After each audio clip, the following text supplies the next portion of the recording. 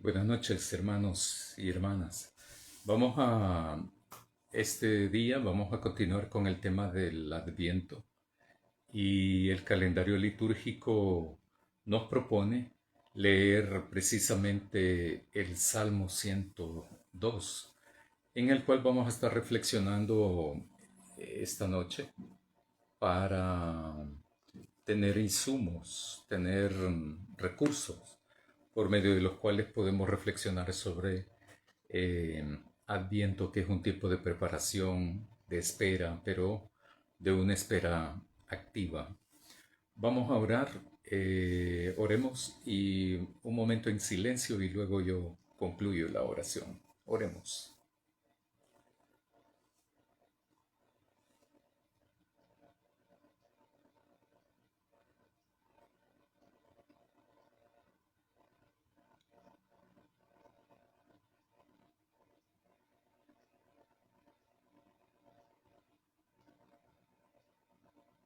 Querido Dios, queremos agradecerte en esta noche tu presencia en nuestras vidas, agradecer, agradecerte porque tu presencia es fiel, constante, latente, palpable a lo largo de este día. Y queremos suplicarte de tu sabiduría para poder reflexionar en tu palabra. Ayúdanos a reflexionar en ella, pero también ayúdanos a vivir tu voluntad en nuestra vida. Te lo suplicamos, Señor, en el nombre de Jesús. Amén. Voy a leer el Salmo 102 y después lo voy a leer todo y después voy a ir versículo por versículo. Dice, oh Señor, escucha mi oración y llegue a ti mi clamor. No escondas de mí tu rostro en el día de mi angustia. Inclina a mí tu oído en el día en que te invoqué, apresuraste a responderme. Apresúrate a responderme, porque mis días se han disipado como humo, mis huesos arden como brasero, mi corazón ha sido herido y se ha secado como la hierba, por lo cual me olvidé de comer mi pan. Por la voz de mi gemido, mis huesos se han pegado a mi carne. Soy semejante al búho del desierto, soy como la lechuza de los sequedales. Estoy insomne, soy como un pájaro solitario sobre el tejado. Todo el día me afrentan mis enemigos, los que me escarnecen se han conjurado contra mí. Por eso he comido ceniza como pan, y mi bebida mezclado con un llanto, a causa de tu enojo y de tu ira, porque me levantaste y me arrojaste. Mis días son como la sombra que se va, me he secado como la hierba, pero tú, oh Señor, permanecerás para siempre, y tu memoria de generación en generación. Levántate, ten misericordia de Sión, porque ha llegado el tiempo de tener compasión de ella. Tus siervos aman sus piedras, y de su polvo tienen compasión. Entonces las naciones temerán el nombre del Señor, y todos los reyes de la tierra temerán tu gloria. Por cuanto el Señor habrá edificado a Sión y será visto en su gloria. Habrá considerado la oración de los despojados, y no habrá desechado el ruego de ellos. Sea escrito esto para la generación venidera, y un pueblo que será creado alabará al Señor. Porque miró desde lo alto de su santuario, el Señor miró desde los cielos a la tierra, para oír el gemido de los presos, para liberar a los sentenciados a muerte, para contar en Sión del nombre del Señor y de su alabanza en Jerusalén. Cuando los pueblos y reinos se congreguen en uno, para servir al Señor. Debilitó mis fuerzas en el camino y acortó mis días. Dije, Dios mío, no me lleves en la mitad de mis días. Tus años duran por generación y generación. Tú fundaste la tierra en la antigüedad. Los cielos son obra de tus manos. Ellos perecerán, pero tú permanecerás. Todos ellos se envejecerán como un vestido, como a ropa los cambiarás y pasarán. Pero tú eres el mismo, y tus años no se acabarán. Los hijos de tus siervos habitarán seguros, y tu descendencia estará firme delante de ti. Es un salmo que es todo una súplica. Está dividido más o menos este salmo en 4 partes. Y también nos permite ir explorando poco a poco cuáles son los propósitos, cuáles son los mensajes que el salmista está queriendo transmitir a través de el salmo, ¿verdad? Lo primero, yo decía esto el jueves pasado, de que los salmos, toda la Biblia es así, ¿verdad? Hay un mensaje expreso a través de la escritura, pero también en la medida que uno va reflexionando en el texto bíblico, vamos identificando, vamos encontrando otros mensajes también. En la medida de que uno va haciendo más profundo el estudio, va descubriendo más cosas, más mensajes, más elementos que le permitan hacer un estudio bíblico más apropiado. La lectura devocional no da un mensaje, obviamente, pero el estudio más particular, más inductivo, nos va a dar otros mensajes también. Yo creo que a eso es lo que tenemos que apuntarle también nosotros como cristianos y cristianas. Yo decía el jueves pasado también de que Adviento es una época de preparación para nosotros en la actualidad. Adviento es un tiempo por medio del cual uno se prepara. ¿Qué es Adviento? Es la preparación de la espera de la venida del Mesías. En el Antiguo Testamento, o en el pasado, mejor dicho, histórico, el pueblo de Dios esperaba al Mesías, esperaba antes del nacimiento de Jesús, el pueblo de Dios esperaba al Mesías y lo esperaba de una manera activa, de una manera muy, muy activa. No lo esperaba de manera pasiva, sin hacer nada, sin decir nada, sin mover un dedo, ¿verdad? Yo decía eso de que hay diferentes maneras de esperar. No esperaba el pueblo de Dios así cruzadito de la pierna, ¿verdad? Y a ver cuándo se digna este Mesías en venir. No era ese tipo de espera del pueblo de Dios. Pero el pueblo de Israel tenía otra manera de esperar. Y aquí fíjense que estoy haciendo una diferencia. Una cosa es el pueblo de Dios y otra cosa es el pueblo de Israel, ¿verdad? No es lo mismo. Igual ahora también. No todos. Ahora se dice de que más que todos los países occidentales tenían esa costumbre en los siglos pasados de decir este pueblo es cristiano, este país es cristiano. No necesariamente. No toda la población de El Salvador es cristiana. Eh, Tampoco toda la gente que va a la iglesia es cristiana.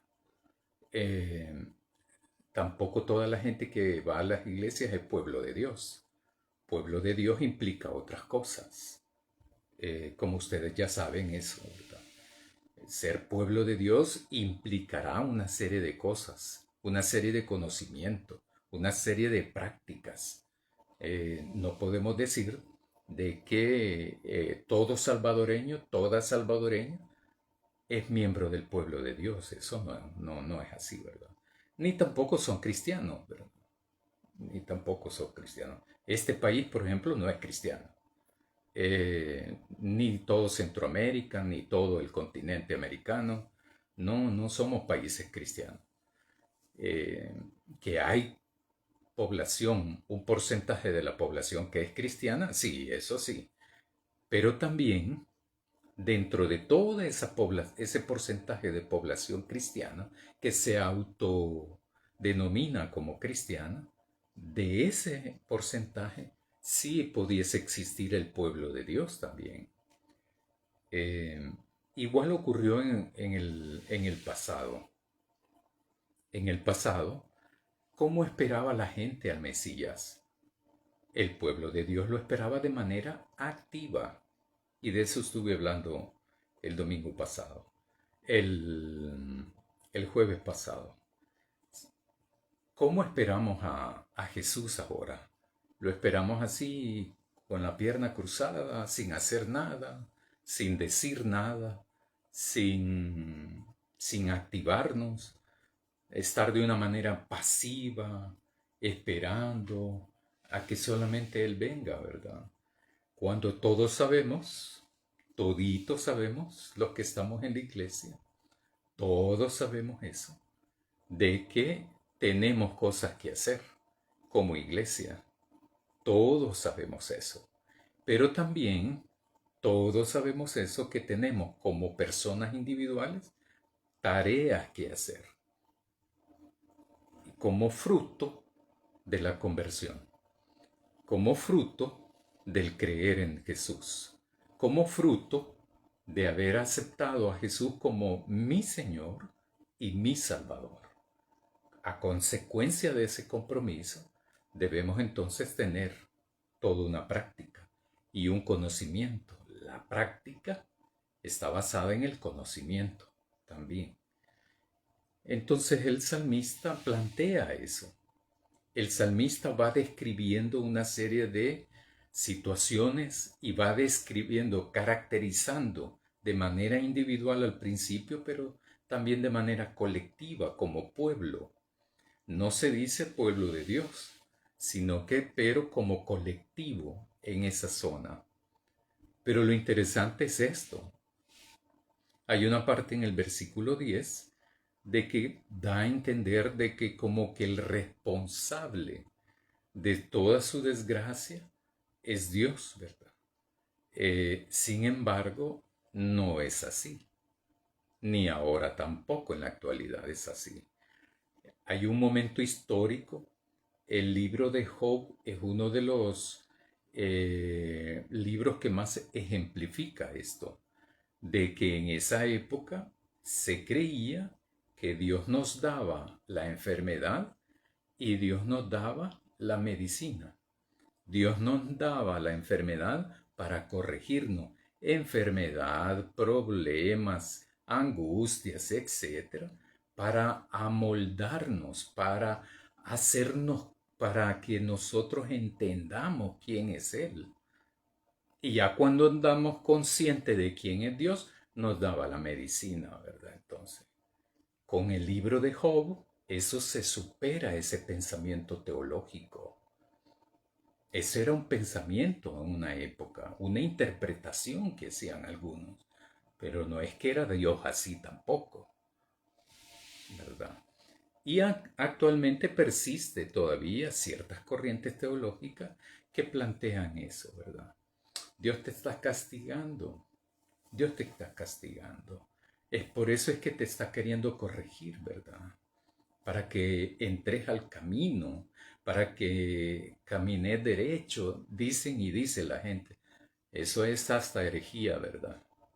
Entonces eso no es así. Dios no le manda a uno ese tipo de cosas. Dios no te manda la tentación para nada. Dios no tienta a nadie. Uno mismo, uno solo se mete en la tentación. Uno se mete en los problemas. Uno toma la decisión de hacerlo.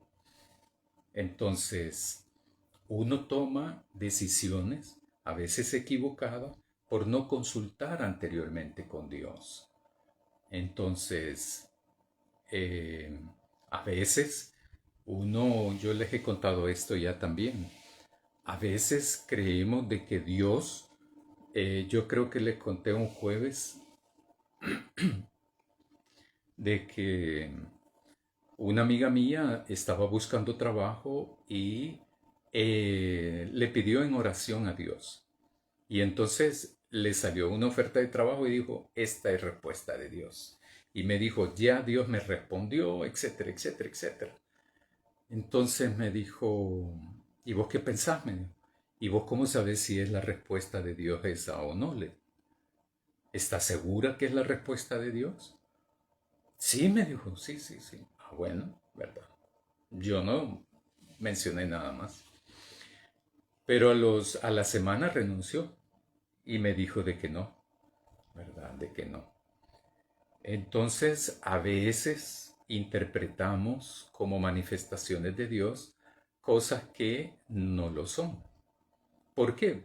Por falta de entendimiento, por falta de conocimiento y por apresurarnos, ¿verdad? O por poner, hay muchas cosas, por ejemplo, de que a los textos bíblicos nosotros le ponemos nuestro mensaje se lo ponemos al texto bíblico.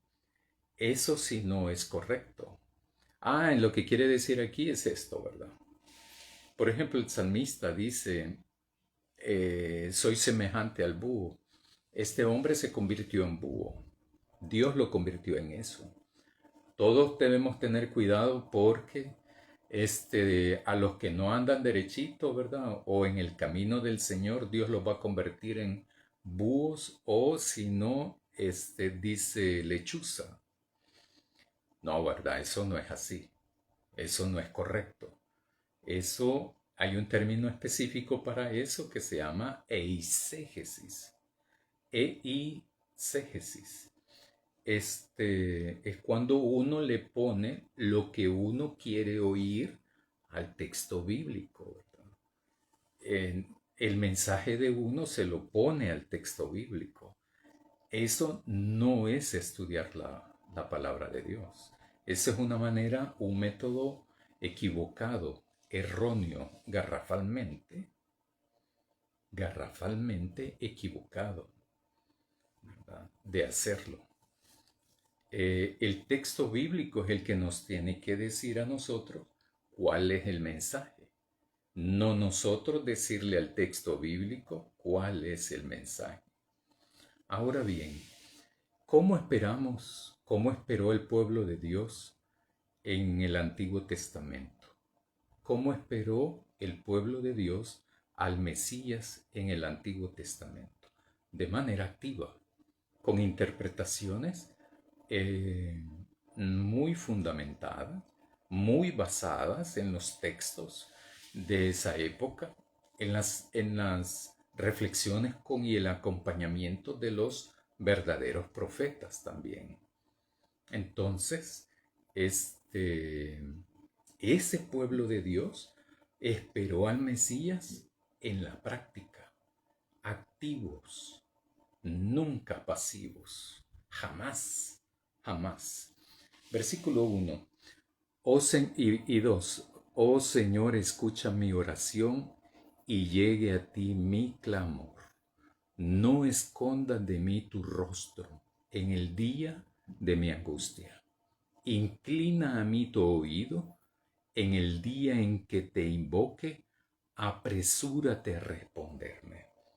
El salmista, uno puede inferir, deducir de que el salmista a quien está acudiendo es a Dios, que es el creador de los cielos y la tierra, plantea después él en el transcurso del salmo.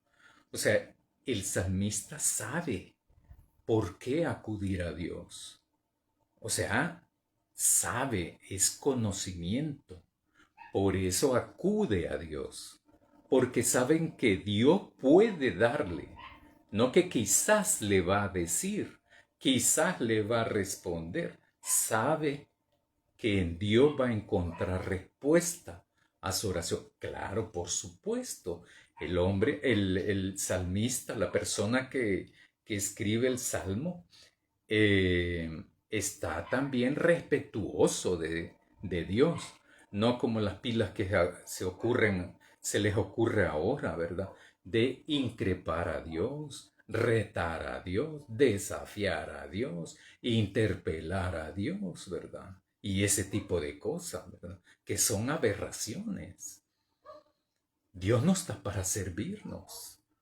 Dios, en su infinito amor, nos apoya y nos acompaña, eso sí. Pero el salmista sabe de que Dios le va a responder, pero lo hace de manera respetuosa. O sea, como decía yo también el jueves, hay que ubicarnos, pues, ¿verdad? Eh, hay que ubicarnos. Yo creo que algunas teologías nos han distorsionado, confundido, perjudicado nuestra comprensión de Dios. Porque creemos que Dios es mi ídolo y que yo soy el Dios para el ídolo, ¿verdad? Tal parece entonces, dicho de otra manera, de que Dios es el siervo y el ser humano es el Dios. Y que por lo tanto Dios, que es mi siervo como humano que soy yo, el Dios va a hacer todo lo que el humano le dice.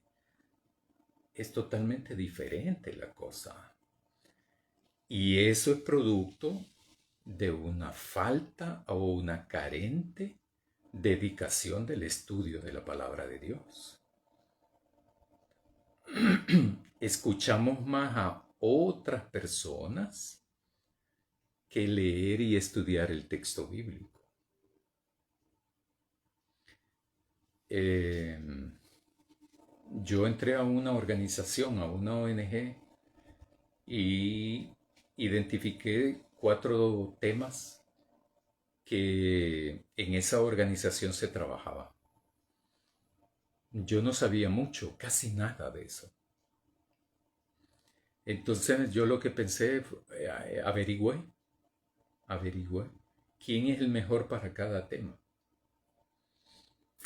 Y me le pegué, ¿verdad? Y hablé con esa persona para saber si podía entrevistarlo, conversar, acompañar también presencialmente hablando en desarrollar sus actividades.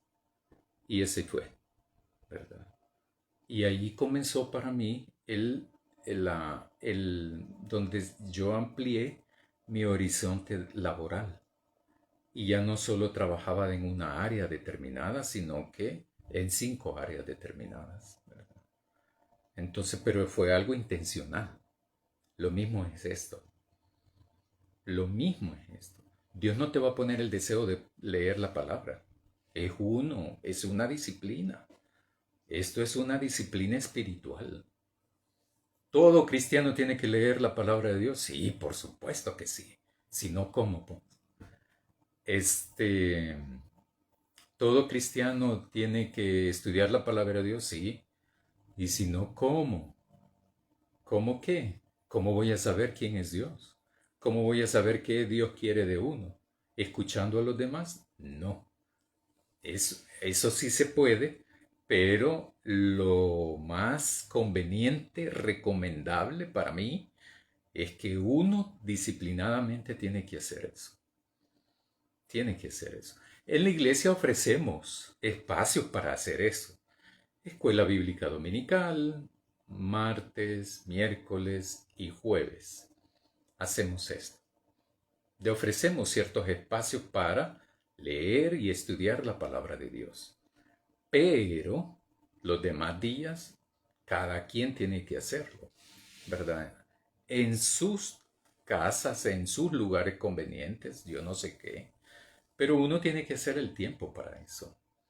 Versículo 3. Entonces el salmista en el versículo 1 y 2 identifica, reconoce que Dios es el que le puede responder cuando él esté experimentando angustia. No es una necesidad de que hoy ya no me gusta este teléfono, quiero otro teléfono. Eso no es necesidad. Ahora se han creado, de acuerdo al marketing, de acuerdo al mercado comercial, ¿verdad? Te crean necesidades que no son necesidades, realmente. Versículo 3. Porque mis días se han disipado como humo, mis huesos arden como un brasero. Mi corazón ha sido herido y se ha secado como la hierba, por lo cual me olvidé de comer mi pan. Ha llegado tanto el dolor de este salmista que ha dejado de comer. Todos que hemos experimentado eso, sabemos de eso. Sabemos que en un momento como ese necesitamos la presencia de Dios. Necesitamos, y allí surge algo que para mí es muy importante, porque decimos, hay que agarrar a Dios como nuestra tabla de salvación. No, eso es un error para mí. Es un error. ¿Por qué? Porque la relación con Dios no es cuando el problema me soca, el dolor me angustia, la necesidad me apremia. Ahí llegamos tarde en la relación con Dios. Ahí llegamos tarde en mi vinculación con Dios. Mi vinculación con Dios la edifico, construyo todos los días de mi vida. ¿Para qué?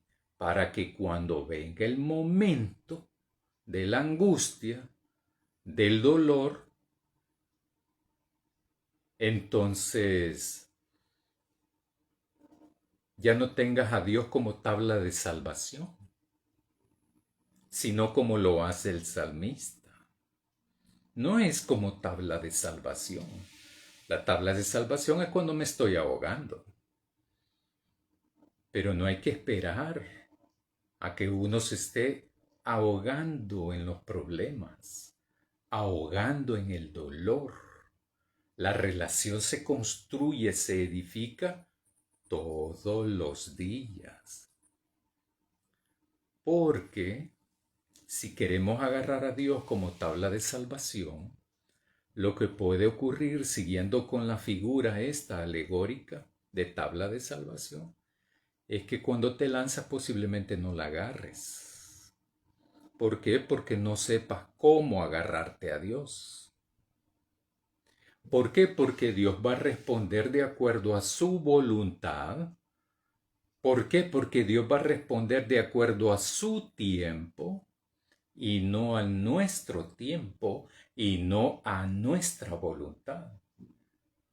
Entender eso no se logra en ese momento de angustia y de dolor y de necesidad y de problemática. No se comprende ahí. Entonces esas personas cuando hacen ese tipo de cosas, por eso salen decepcionados de Dios, con crisis de fe. ¿Qué es eso, verdad? Eso de crisis de fe es una terminología donde lo que plantea es que no se ha tenido una buena comunión con Dios. Por eso existe una crisis de fe. ¿Por qué? Porque no sabes en quién tener fe. ¿Por qué? Porque uno no sabe realmente ni conoce a Dios y a Jesús.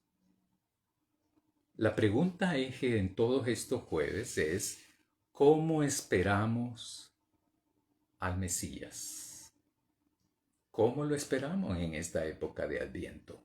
Porque esta época de Adviento es previa al nacimiento de Jesús, a la venida, a la venida de este Mesías que se llama Jesús, se llamó Jesús, ¿verdad?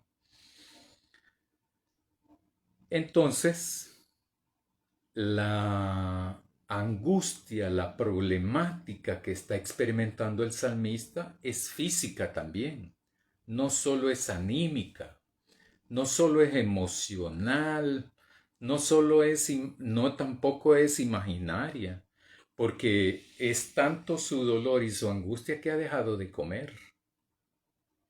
Siente que los días se le transcurren como humo, se le disipan como humo, y sus huesos arden como un brasero.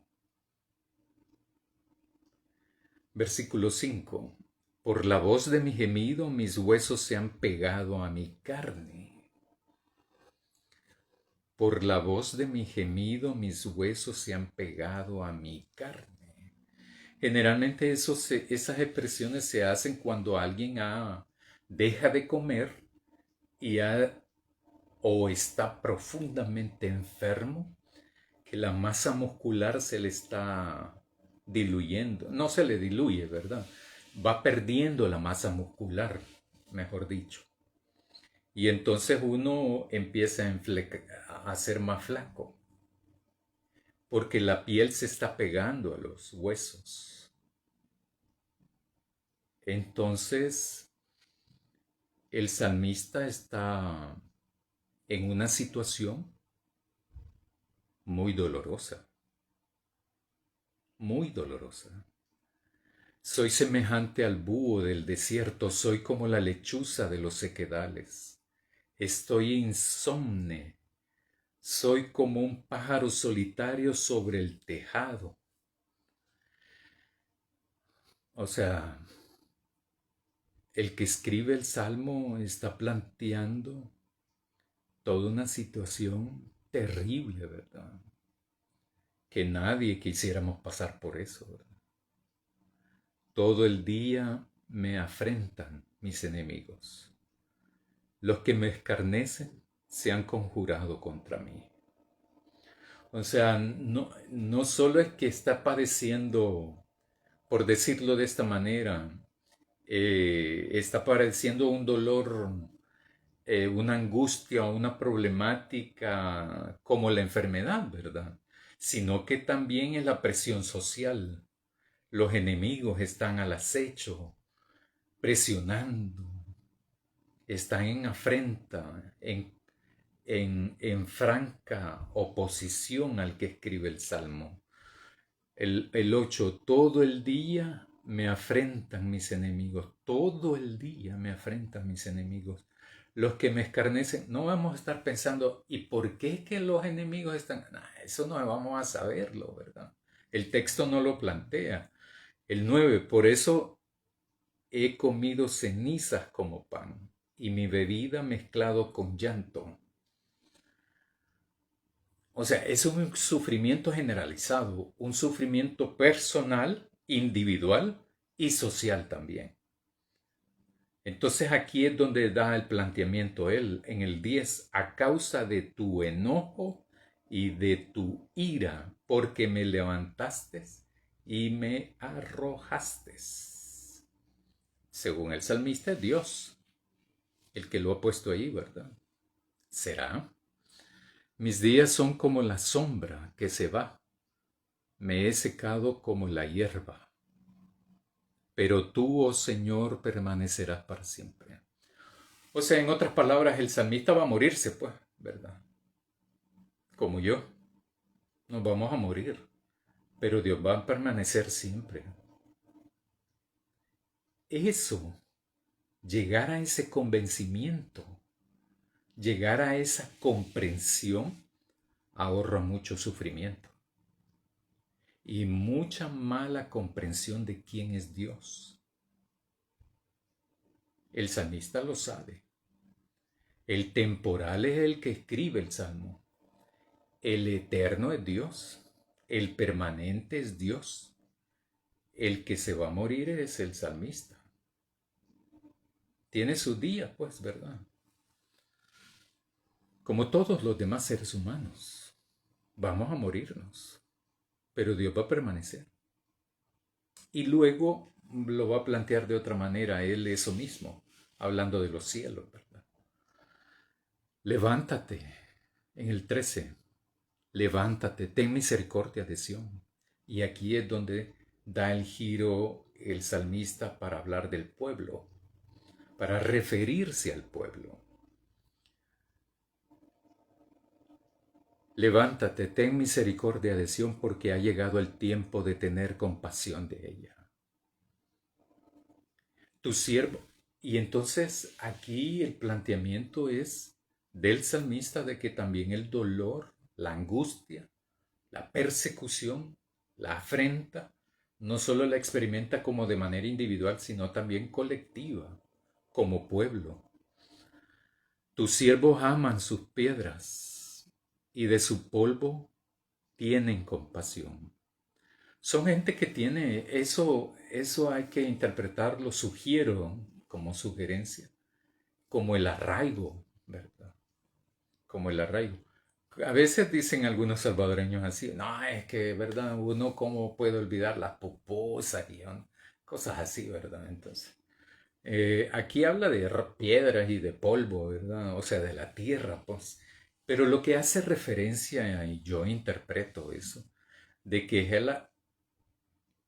es al arraigo, al arraigo. Acordémonos también que en el Antiguo Testamento, estar en la tierra que Dios les dio es estar en la presencia de Dios. Hay esa concepción teológica en esa época. Y le dice también, ha llegado el tiempo, levántate, ten misericordia de Sión, porque ha llegado el tiempo de tener compasión de ella. Y entonces el salmista apela a Dios a eso, a la compasión. O sea, al amor, aunque no lo merezca, ¿verdad? Porque esta gente ama las piedras, dice, y de su polvo tienen compasión también. Y entonces, creyendo de que Dios va a tener compasión de la gente, va a ayudar y tener misericordia de la gente, entonces las naciones temerán el nombre del Señor y todos los reyes de la tierra temerán tu gloria.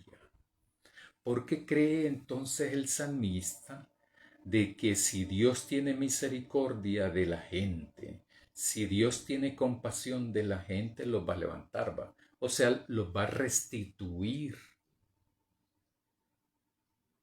Algo así como la justicia restaurativa, ¿verdad? Que se habla en términos sociales y de derechos humanos. Imagínense que después de 44 años, creo que sí, 44 años, se ha elevado para juicio lo de la masacre del Mozote, ¿verdad? Después que dijeron de que era mentira eso. Todavía hay gente que dice que es mentira. Y es como restaurar eso. Entonces, si los demás naciones, los demás pueblos logran ver la restitución de este pueblo por parte de Dios, entonces dicen el 15, las naciones temerán el nombre del Señor y todos los reyes de la tierra temerán tu gloria. Les van a tener miedo a Dios, le van a tener respeto a Dios. Por cuanto el Señor habrá edificado a Sión, será visto en su gloria. Pero los que destruyeron a Sión no fue Dios, ¿verdad?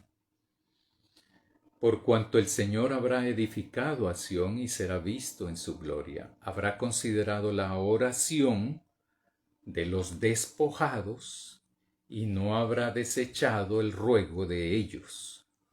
Y eso tiene una vinculación con el versículo 1, cuando dice, escucha mi oración, llegue a ti mi clamor. En el versículo 17, habrá considerado Dios entonces la oración de los despojados y no habrá desechado el ruego de ellos. Cuando Dios responda, pues, cuando Dios responda a la oración, entonces la gente va a interpretar eso, o debiera de interpretar eso. Se ha escrito esto para las generaciones venideras, y un pueblo que será creado alabará al Señor, porque miró desde lo alto de su santuario. El Señor miró desde los cielos a la tierra para oír el gemido de los presos, para liberar a los sentenciados a muerte, para contar en Sión del nombre del Señor y de su alabanza en Jerusalén, cuando los pueblos y reinos se congreguen en uno para servir al Señor. Está hablando el salmista de una propuesta, pues, ¿verdad? No es algo que está pasando ahí, sino de una proyección, de que si se logra en el presente esto da la posibilidad de que en el futuro los reyes y las demás naciones van a entonces no solo tener respeto del Señor, sino que también alabanza a Dios, y que tanto los pueblos y los reinos estén congregados para servir al Señor. O sea, toda una conversión multinacional, ¿verdad? De los diferentes pueblos. Eso todavía no se ha visto hasta el momento de ahora. Lo que sí se ha visto es que hay personas de diferentes naciones que sí logran identificar eso. Sí logran identificar a Dios sí respetan a Dios, sí obedecen a Dios, sí conocen a Dios, pero ese es el pueblo de Dios, ¿verdad? Como decía al principio, el pueblo de Dios está compuesto de diferentes naciones, pueblos, naciones, idiomas, culturas, pero son estos los que reconocen a Dios como tal, lo identifican, lo conocen y le sirven a Dios por lo que Él es. Entonces, pero no significa que los gobernantes lo hagan. No significa eso tampoco, ¿verdad? Hasta en la actualidad. Parece que los gobernantes lo que menos hacen es obedecer la voluntad de Dios, pues. ¿Por qué? Si no, hay que ver cómo está de convulsionado toda esta época, todo este tiempo, ¿verdad? Una época de muchos cambios, que no sé cuándo va a durar, ¿verdad? Toda esta serie de cambios radicales también en algunos aspectos. El versículo 23 dice: debilitó mi fuerza en el camino y acortó mis días. Dije: Dios mío, no me lleves en la mitad de mis días. Tus años durarán por generación y generación. Ahí es donde en el versículo 24 el salmista lo que está diciendo es: no me lleves todavía, ¿verdad? Como decimos ahora, ¿verdad? No me llames a tu presencia, no me lleves a la casa del Padre, no me mates, ayúdame a vivir más, ayúdame a vivir más. Entonces, eso es lo que está diciendo: Dios mío, no me lleves en la mitad de mis días. O sea,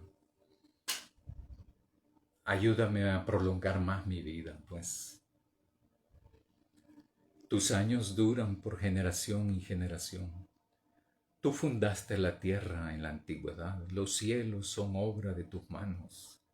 Eso es lo que les estaba diciendo, que luego iba a hablar él de eso, ¿verdad? De que Dios es el creador de todo, lo reconoce como tal, lo reconoce como tal. Ellos perecerán, o sea, los cielos y la tierra perecerán, pero tú permanecerás. Todos ellos se envejecerán como un vestido, como a ropa los vas a cambiar y pasarán, pero tú eres el mismo y tus años no se acabarán. Los hijos de tus siervos habitarán seguros y de tu descendencia estará firme delante de ti. Este es un planteamiento escatológico, se llama eso, ¿verdad? Como palabra esa. eh, Como algo por venir en el reino, en su plenitud, ¿verdad? El salmista entonces lo que plantea básicamente es, uno, de que a pesar de que estemos fregados, agobiados, angustiados, eh, pero realmente angustiados, ¿verdad? Experimentando dolor, angustia, desesperación, cuando uno no encuentra salida, pues, alternativas. A pesar de estar así, hay que buscar a Dios, porque Dios va a responder.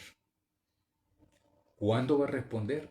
Cuando Él quiera, cuando Él lo decida. ¿Quién? Dios. Cuando lo decida Dios, no uno. Dos, lo que yo sugiero para todos nosotros es que hay que cultivar, edificar intencionalmente, porque también somos llamados a eso, a tener una relación con Dios permanente, pues, constante, una comunión con Dios evidente, que esté basada en la lectura, reflexión, estudio de su palabra y el servicio activo a Dios para el engrandecimiento de su reino. Esa relación, esa interrelación entre el pueblo y Dios, entonces eso va a permitir que cuando este pueblo de Dios experimente cualquier tipo de angustia, de dolor, tenga una condición, una preparación suficiente para poder entonces reconocer y afrontar cualquier dificultad. Lo otro es que el finito es el ser humano, el, el pasajero es el ser humano, el permanente es Dios. Y eso no hay que perderlo de vista, porque Dios no está al servicio de nadie, sino que el pueblo de Dios está al servicio de Dios. La iglesia está al servicio de Dios y no Dios para la iglesia, ¿verdad? En este sentido, entonces, estamos hablando de que el propósito es el reino de Dios. Esperar a Dios, esperar al Mesías en la actualidad. Celebrar la Navidad. Estar en este momento de adviento, de espera y de preparación, es eso. Reconocer que nosotros necesitamos estar en comunión con nuestro Creador. Nosotros necesitamos estar conscientes que nosotros somos los pasajeros aquí, ¿verdad? Los peregrinos de aquí. No Dios, si Dios se va a quedar, a saber cuánto. Puede ser miles de años más. Nadie sabe eso. Solamente Él en su infinita conocimiento y voluntad. Los hijos de tus siervos habitarán seguros y su descendencia estará firme delante de ti. Y eso me recuerda un poco el capítulo 6, 7 de Apocalipsis, cuando están todos los que son sellados por el pueblo, por Dios, o sea, su pueblo. Y entonces eso es una alegría. Léanlo eso, ¿verdad? Nuevamente. Y se darán cuenta. Y se darán cuenta.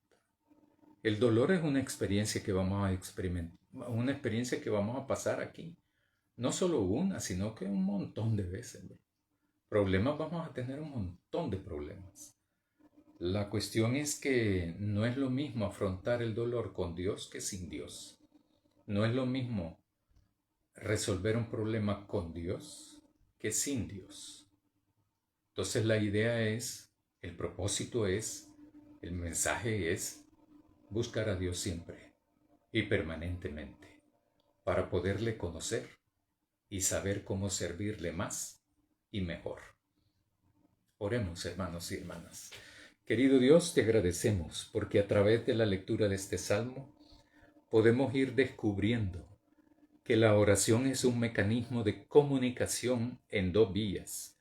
No solo es del ser humano para Dios, sino también hay que guardar silencio para escuchar a Dios, para saber qué es lo que quiere Él que hagamos, para saber por dónde quiere que vayamos. Ayúdanos para tener sabiduría, para poder tener también la sensibilidad y la espiritualidad suficiente y necesaria como para poderte servir bien y más, para poderte conocer bien y más, para poderte entonces descubrir día a día la relación, la comunión que debemos de tener todo cristiano, toda cristiana contigo. Bendícenos, ayúdanos y protégenos. En el nombre de Jesús. Amén. Buenas noches, hermanos.